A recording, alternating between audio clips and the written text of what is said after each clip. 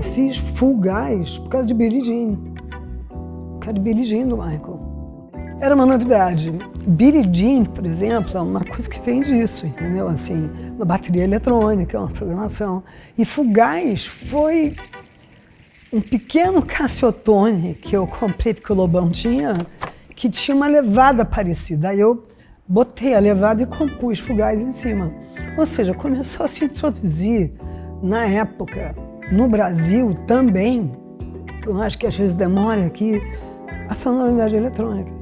Foi daí que eu comecei a estudar.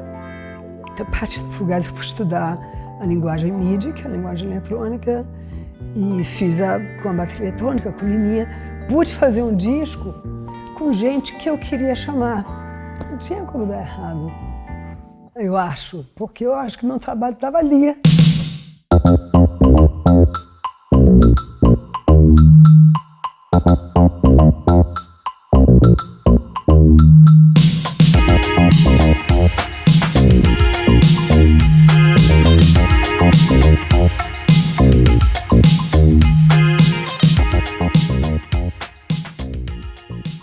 Queria te perguntar sobre a letra de Full Gas, né? Aquele verso, né? Você me abre os braços, a gente faz um país durante a ditadura militar. Então eu queria entender como que surgiu essa letra. Surgiu da cabeça do meu irmão. Mas o que acontece? A gente já tinha vontade de fazer um manifesto, porque a gente queria se diferenciar um pouco das pessoas mais assim, meio modernas que tinha naquela época musical, que não tinha muito a ver com a gente, nem o pensamento dele, nem a musicalidade minha. Que como eu vim de fora, eu tinha um monte de influência diferente do que quem veio ou do interior do Brasil, entende? Era uma outra história, não melhor nem pior, diferente. Então eu tinha que ter uma música que pudesse caber a sonoridade que eu buscava. Cícero é ligado à política, ele fez parte do movimento estudantil, né? Teve que ir para Londres, exilado também, meu pai mandou com medo dele ser preso, enfim. No manifesto, uma coisa que foi dele, ele falou assim, chega de gente cagando regra, dizendo que devemos ser bissexuais, homossexuais, ou isso ou aquilo, ou que não devemos, ou que devemos ter ciúme. Foi Cícero. Então, a gente começou a fazer no meu estúdio, a gente tomando um uísque, conversando, fumando, sei lá. Eu ficava tocando, ele ficava fascinado de ter uma irmã que pudesse fazer isso e ainda ganhar dinheiro, a gente ganhar dinheiro com isso, deu também. E aí ele começou a letrar a música, entendeu? E a única coisa que eu interferi foi quando ele escreveu Tudo você é fugaz, em português. Que ele escreveu F-U-G-A-S. Eu falei, não, vamos botar fugaz. Vamos! Meu mundo você é quem faz. Música, letra e dança. Tudo em você é fugaz. Quando eu fui morar fora, pequena, eu detestei. A sorte foi que o violão me salvou. Ganhei um violão. Aí aprendi violão nos Estados Unidos com 5 anos de idade. Detestava morar lá. Gostava do Brasil, do Rio. Aí voltei pra cá, escola ruim e tal, comecei a matar aula, vi os tropicalistas. Então, eu gosto de coisas que me deem saídas diferentes para a vida, para eu poder escolher o que eu quero. Meu irmão começou a compor comigo. Nós dois começamos, sabe, de escrever musicalmente e com letra e com música o mundo que a gente queria. Fizemos isso durante mais de 20 e poucos anos. Ele também não era um poeta só, ele começou como letrista. A gente fez isso, era divertido ser revolucionário nos costumes, nas coisas. Não quero que ninguém me diga, vai por aí. Eu sou compositora, acima de tudo, e toco. Você foi a primeira cantora mulher contratada pela Warner. Como que era a questão de ser uma mulher num ambiente ainda muito masculino? Como que era isso? Não era bom. Não era bom, mas eu acho que se eu fosse mais sozinha, eu teria dado na cara de alguém. Mas como eu tinha, assim, muito apoio do Cícero, que estava ali, ninguém via, mas ele estava comigo, do meu outro irmão, da minha família, e de vários amigos que eu fui fazendo a minha maneira de ser, eu tinha um respaldo de muita gente, mas no trabalho e fora do meu grupo era muito assim, então era chato. Então assim, fiz primeiro disco. No segundo eu briguei com o André Midani, porque ele queria me dizer como me vestir, como eu quero achar a minha maneira de ser, não quero enquadrar no que ele acha que vai estar certo. Fui de várias gravadoras, fui da Warner, fui da Ariola, da Polygram, que foi onde eu mais fiquei, eu adorava lá. Fui para EMI, fui na Abril. Comecei a ver os lugares onde me deixam jogar. E quero poder chamar os músicos e tal, pra gente criar aquela coisa junto. Tem uma história que na Polygram você foi fazer um teste e um dos executivos falou que você podia tocar menos bem, né? Tipo, tocar fora. Falou. Como que foi isso? Mas o Cícero me disse pra não dizer quem é, porque uma vez eu disse pra eu não falar, então eu não vou falar, tá bom? Cícero. Eu fui fazer um teste pra Polygram, que o diretor artístico falou assim, você toca bem, você podia tocar um pouco menos, né? Aí aquilo me assustou, falei, esquisito, voltei correndo, falei, assinei com a Warner, nem tentei mais nada. Eu ia realmente desviando de problemas, assim. Agora, pessoas ficam putas, né? Você vê como as coisas fazem sentido. Aquele tal cara da Polygram saiu da Polygram. Entrou um outro cara jovem, chamado João Augusto. Eu estava na Ariola. E o cara que tinha me descoberto, que me adorava e tal, ele ficava muito em cima de mim, me atrapalhava. Entendeu? Eu não queria que ele desse tanta opinião. E a Polygram estava lá. Aí eu conversei um pouco e consegui ser contratada da Polygram com outro diretor artístico, que virou o produtor do disco, que foi o cara que chamou o Liminha para tocar comigo. E foi um cara, assim, fanzaço meu, que me deixou trabalhar. E eu pude fazer o Fugaz. Sei que você fez os seus castelos e sonhou ser salva. Eu queria falar agora sobre o disco Marina Lima, né? Que é um disco super importante. Tem muitos discos bons, mas muitos críticos adoram Marina Lima. Queria entender sobre a questão do sobrenome, né? Você decidiu pôr Marina Lima por quê exatamente? Porque naquele disco, quando eu vi que o Cícero estava muito ligado numa coisa de começar a escrever poesia e estava também começando a compor com outras pessoas, tinha o Ali, entrando numa coisa ligada a poetas, falei, sabe, isso tudo me dá vontade também de eu... Minha carreira sou eu mesmo, é solo. E eu acho que vai ser mais fácil também. E tinha um empresário na época que me dizia assim, assina um sobrenome, é muito melhor do que o nome solto e tal. Eu falei, então Marina Lima. E a partir dali daquele disco, por essas circunstâncias todas, eu falei, Marina Lima, não é eu e o Cícero, não sou eu.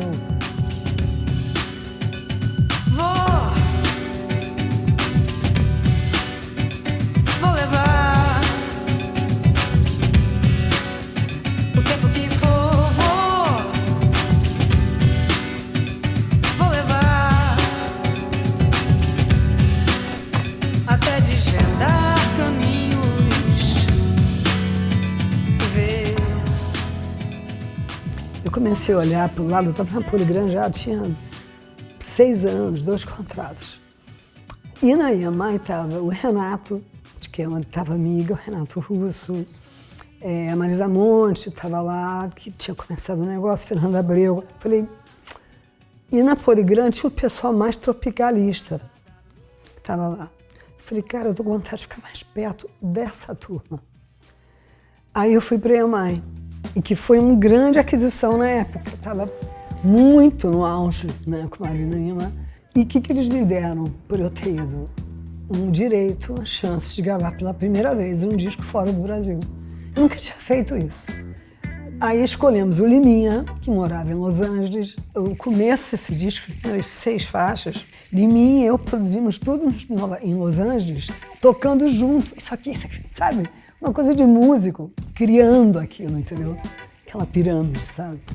Então foi maravilhoso. Voltamos, chamamos mais umas pessoas e tal, terminamos o disco aqui, mixamos aqui. Mas ele foi concebido pela Marina Lima, fora daqui, num ambiente mais livre, entendeu? Criança, eu botei a letra lá, andando de carro lá.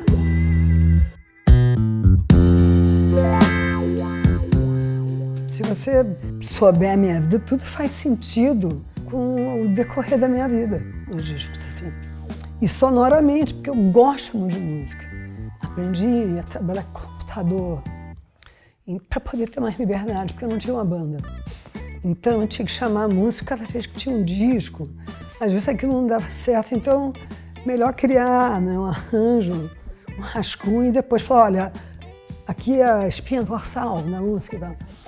E foi muito bom porque eu ganhei muitos amigos da música, porque quem gosta de música não está preocupado se é homem ou mulher, quem gosta de música se rende à música.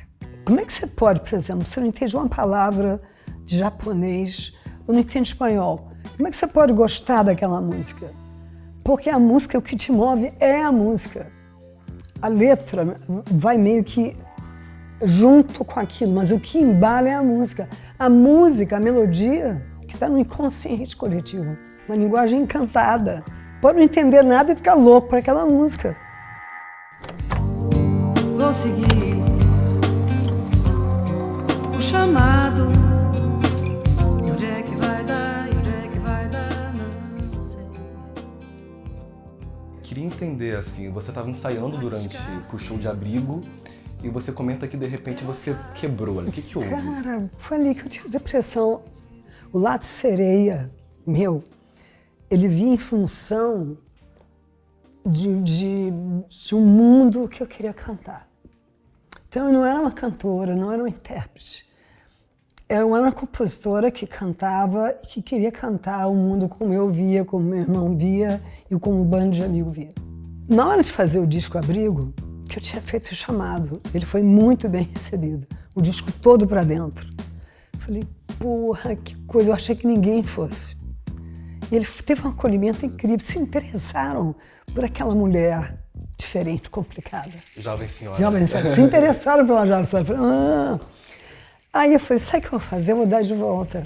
Eu vou gravar músicas ou inéditas ou conhecidas que eu queria ter feito. Aí fiz o Abrigo. Quando eu fui ensaiar no Abrigo, que a banda aumentou, aí tinha um sopro, tinha um percussionista, e eu tinha que tocar e cantar músicas que não eram minhas e tal. Eu falei, cara, eu não faço parte de uma linhagem de cantoras brasileiras. Eu não sou isso. Qual era a linhagem brasileira? Zete Cardoso, aí chega não sei o quê, aí chega Maria Bethânia, chega Elis Regina, chega Ana Gal, chega Ana Clara Nunes. Eu achava lindo, mas não tinha nada a ver comigo. Eu sempre fui pop, eu não era MPB. Então, quando eu tive que cantar isso tudo e desempenhar a cantora, aí é um perigo, que a sereia, ela quer que todo mundo vá atrás dela, até morrer afogado, né? O que o Ulisses era amarrado, né? Amarrava o Ulisses para ele não seguir a sereia, porque ele se ia afogar, porque ninguém aguenta. A sereia, ela seduz. Eu não sou, eu sou autora, sou compositora. E aí eu já tinha muitos shows vendidos e tal, aí eu... O que eu podia? Eu não podia falar, não quero mais, né? Então, de alguma maneira, meu corpo fez... Não é, você não está se sentindo inteira aqui. Aí eu perfeito. Mas pelo menos consegui fazer o disco. Se você não suporta mais tanta realidade, se tudo tanto faz, nada tem finalidade, então pra que viver? Agora, depois de tudo isso que eu passei, da depressão, da volta e tal, ter me mantido num lugar, no coração das pessoas e com fãs mais jovens e tal, eu fiquei grata a isso. Isso tudo me deu vontade de realmente fazer puta shows e dar o melhor para cada encontro ser assim, uma festa mesmo, sabe? Dar para eles o que eles merecem, entendeu? O melhor de mim. Então mudou. Eu queria fazer isso em disco. Então eu fico, fazer show, sabe? Eu não queria, eu era introspectiva. Agora eu quero fazer, porque eu acho que é uma troca. seu show no Lollapalooza foi super elogiado, né? Foi incrível ali. E você cantou Lunch, da Billie Eilish, que é uma música sobre beijar meninas, beijar garotas e tal. E você sempre foi muito aberta em relação à sua sexualidade. Como que foi isso, assim, essa abertura, essa naturalidade pra falar sobre Olha, a sua você sabe que sexualidade? o problema pra mim maior era ser mulher mesmo, do que ser o hétero, o gay, o bi. Isso ninguém se media. Já ser mulher já era meio complicado, entendeu? Com relação à minha sexualidade, eu não tinha muito o que esconder. Eu não escondia da minha família. Meu irmão não escondia dele. Ele também era livre, entendeu? Não havia por que eu esconder, entendeu? Então, essa nunca foi um problema para mim. Agora, eu acho maravilhoso o jeito que está agora, a força que isso ganhou, entendeu? Juntando com várias outras minorias que não são minorias, eu acho maravilhoso. Só chutou um pau da barraca mesmo, acabou. Agora mesmo, que eu não escondia quando... Agora mesmo, nada. Nada a ver esconder. Bonito. A Gal Costa teve um papel importante na sua vida, né? Enfim, vocês tiveram uma relação ali. Queria entender, vocês se apaixonaram, vocês tiveram um relacionamento, como foi essa proximidade? Eu não quero falar sobre isso, porque ela não gostou. Então agora ela morreu, e eu não quero fazer isso. Ela não gostou de eu tocar nesse assunto. Eu toquei, na realidade, porque eu queria falar de umas famílias paulistas que estavam preocupadas porque as filhas estavam namorando comigo e tal. E eu falei, que bobagem, na realidade. Eu, quando comecei a namorar, quando eu namorei uma cantora, ninguém se meteu, minha família, estava de família. Mas ela não gostou, então, por respeito a ela, a história dela, eu prefiro não falar. Mas a Gal foi um farol, porque eu era mulher, não havia quase mulheres. Eu fui ver um show dela, um Tom Zé. Ela tocava guitarra, ela tinha um cabelo black, e eu falei, tem lugar pra mim aqui. Eu tinha, sei lá, 17 anos. Aí ela ficou minha ídola mesmo. E principalmente aquele começo da Gal, os primeiros 10 anos da Gal, foram muito importantes.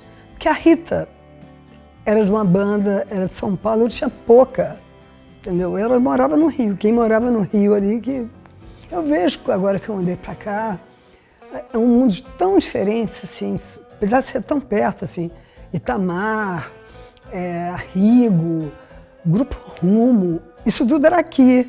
No Rio eram outras coisas, entendeu? Então o primeiro farol, assim, feminino que eu tive, e que eu fiquei louca por ela, fã dela e tudo, foi legal. Aí você decide em 2010 se mudar para São Paulo. Eu lembro que você comenta que o Rio era Arpoador, Cristo Redentor e Marina Lima, queria te enquadrar de certa forma. Não que o Rio fosse só isso. O que é o Rio de Janeiro? Tem uma paisagem que não tem no mundo. Um lugar lindo, uma cidade realmente hipnotizante, Rio de Janeiro. Só que eu percebi que não havia mais, porque tem uma coisa, a crista da onda. Eu já tinha anos de carreira, eu não era mais a bola da vez. Eu era uma mulher que tinha uma carreira que eu queria dar continuidade a ela. Mas menos jornais no Rio, lugar menor, menos teatros, menos tudo, menos leis, tudo menos lei de incentivo, menos SESC, com um monte de gente sendo lançada. Então eu senti que não havia tanto interesse. Havia amor, mas não havia interesse. E para mim eu estava no auge da minha produtividade. Aí eu mudei para cá. O que São Paulo te deu? Nossa, me deu tanta coisa. Primeiro me deu um conforto com essa sensação de me sentir estrangeira. Porque aqui é a minha língua, é o meu país, mas eu não domino essa cidade imensa. Eu não nasci aqui, eu sou uma estrangeira aqui. Então, me dá um isolamento e uma sensação de abrigo para a minha esquisitice. Estranhamente, como a gente se olha sendo da mesma tribo. Aproveite a vida. Não se queixe.